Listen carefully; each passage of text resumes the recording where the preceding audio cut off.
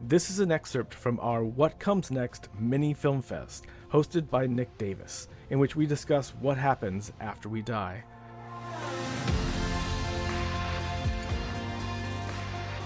And like I said, I initially accepted David Lynch's style. Like my shorthand for that was, he does dreamlike storytelling. Mm-hmm. But I think we have to change that to Alejandro González Iñárritu, who directed Bardo, False Chronicle of a Handful of Truths from 2022, starring Daniel Jimenez Cacho, which is about a renowned Mexican documentarian living in Los Angeles who is compelled to return to his native country, unaware that this simple trip will push him to his existential limits. This movie is even dreamier than What Dreams May Come, and has the special effects budget that I don't know what David Lynch would do with if he had it. Because when I was describing kind of how I see dreams as a liminal space, things just sort of flow into one another, memories sort of clash and coexist.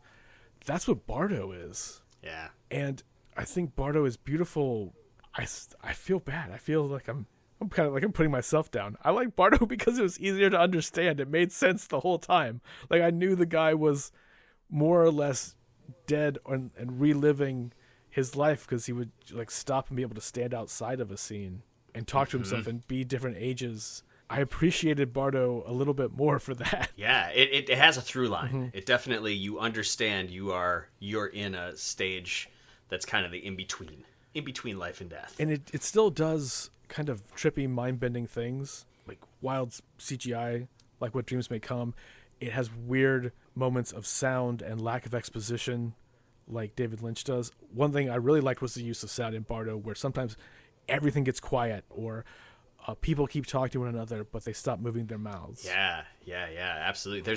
There are a couple moments where he's like walking around and he's hearing these voices. Mm-hmm.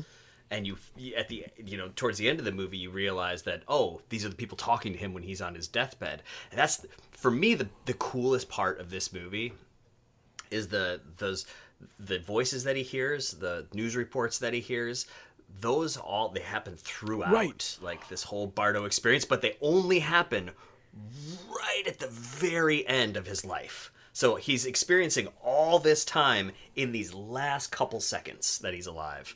Oh, that really just clicked me, because I was about to say you can kind of watch this movie in a loop almost and suddenly be picking up things from the beginning. Like he does an interview with an old friend of his for a talk show, and then later on he meets that guy at a party, and the guy's upset because he didn't come to the interview. Right. He just sat there silent the whole time in his Bardo state, which instead to me, of not showing up. Yeah, that whole scene very much felt like Judgment. Yeah. Like if you go to a television interview and you're on TV and someone's grilling you and doing a hard expose about all your flaws in front of an audience, and the audience seems to be on that presenter's side, and you're just quiet because you can't talk, and you just have to hear all this barrage of questions/accusations. Yeah. Seems like a stage of passing on, of giving up some of your ego. Yeah, and then later he realizes, wait a second, I kind of have control of this world. I'm done listening to you. Yeah. And he just says, because I think in real life he didn't actually go, but in the Bardo life he showed up and got a barrage of it, and then at the party kind of was just like, you know what? I'm done with you, and silenced that guy. And he started to get, at that point he started to get a little bit more control of the situation. He kind of started realizing that he was moving in this Bardo-like state. There's this moment during that party as well when his daughter is with him, and what I really liked about this is you got the feeling that in that afterlife state, the people he loved and who loved him showed up big time, like really gave him those things that he needed to be like, okay, my life was actually okay because I had these people and this love. But there's this moment where they're on the dance floor, and his daughter like looks at him and goes, "You remember this song?" And he's like, "What song?" And she just claps her hands above her head, and the song changes, and it's like, oh, that was so cool. And then they start dancing to that particular song. I was like, it's so good. No, this movie is absolutely a feast for the eyes and the ears. Yeah. I emailed you in the middle of watching it at one point, like, I just said, "This is a fucking movie." Yeah, this has the massive scale, presenting wild ideas, the kind of storytelling that you can do with cinema. Yeah, and it takes place in a documentary too. Like they're talking about this documentary that he's making the whole time, but it's like, is this a documentary he was making, or is the Bardo the documentary of the life that he was trying to make? You don't know. It blurs the lines. Both, it kind of comes and goes. It comes and goes from us sort of seeing scenes from his documentary, seeing him making scenes from his documentary, all the way to walking into a big courtyard that's filled with bodies, on top of which is a dying conquistador, which that particular scene really reminded me of Alejandro Jodorowsky. I was like, oh, this is from the Holy Mountain with the frogs, kind of. Right. Yeah, it had that vibe for sure. But less sketchy and more smooth. The way it flowed from one to another. Less Jodorowsky. Less Jodorowsky, yeah. I really appreciate this movie. I want to see more from this director. I want to see more in storytelling in this style. So I worked on I worked on the Facebook pitch when I was at Wyden Kennedy, and then Facebook was like, we're gonna start making ads, and Wyden Kennedy pitch us. So I worked on this pitch, and then they eventually went with this really abstract, surreal, like Facebook is a chair, and there's like this floating chair, and there's all this surreal, weird imagery. Iñárritu shot the first Facebook commercial that he did with Wyden Kennedy. Oh, wow. So it's the same director, and he's just, you can feel like the commercial didn't work at all.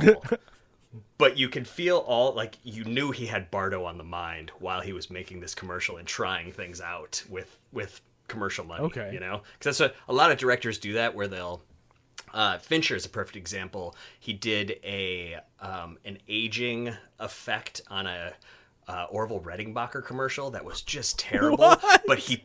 But he perfected it for his oh god, what's the Brad Pitt movie that he did where he Benjamin Button. Benjamin Button. So he perfected it for Benjamin Button. So he made all his mistakes in the commercial world where he could use all this, Orville Redenbacher money, and then through all the mistakes learned, and then Benjamin Button was able to be perfected for his movie. You'll see that a lot with different directors. They'll be experimenting in the commercial world so they can perfect those kinds of styles in the movie world. And you saw that in that Facebook commercial. After I saw Bardo, I was like, oh yeah, some of that surreal stuff he was messing with in that commercial to make this movie, because it was great. That's awesome. Yeah.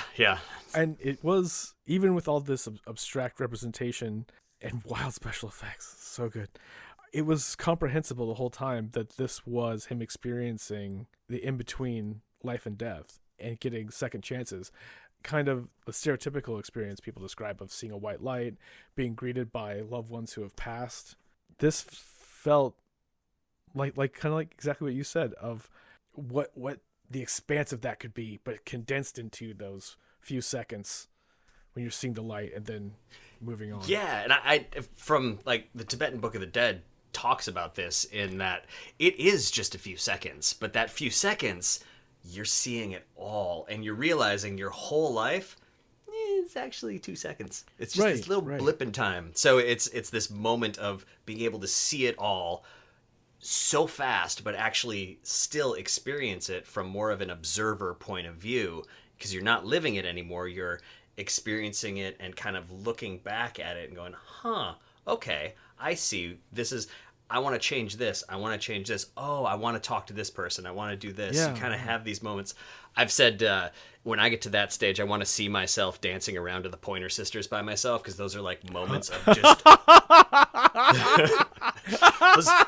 those are my bliss moments. Like when I'm just having a bad day, I'll put on the Pointer Sisters record and just start dancing around, and I will just...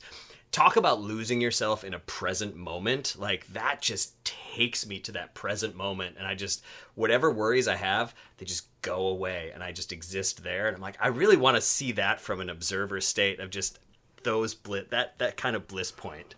I appreciate you so much right now, Nick.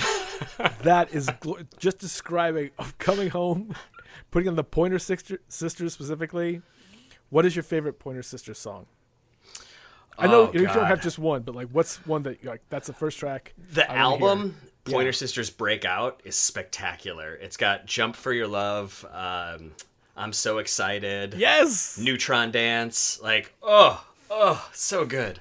So good. They're so much fun. And they're so like, they just, if you get into it, you're just like, you can't help but just start dancing around. And like, you know what I feel good? That moment in Love Actually, when Hugh Grant is dancing around to the Pointer Sisters, when he's in the... Is that the Pointer Sisters? In Parliament. That's the Pointer Sisters. It's like, you can't help but do that when you start listening to the Pointer Sisters. You just like, you start feeling it. It's so good. I wish for you hours and hours of feeling those moments again when you die. Not too soon, but yeah. But that's I remember after I did that once, I was just like, boy, that's just, I'd really like to see that on film in a Bardo state, because those because you're not necessarily sure when you're in them, but when you look back at them, you're just like, that was such a great moment. That was such a bad moment. That was, you can really objectively look through your life, essentially. And that's what I like, that transition from life to death. Like, if you could do that, that'd be so cool, just to be able to sit back and see these moments.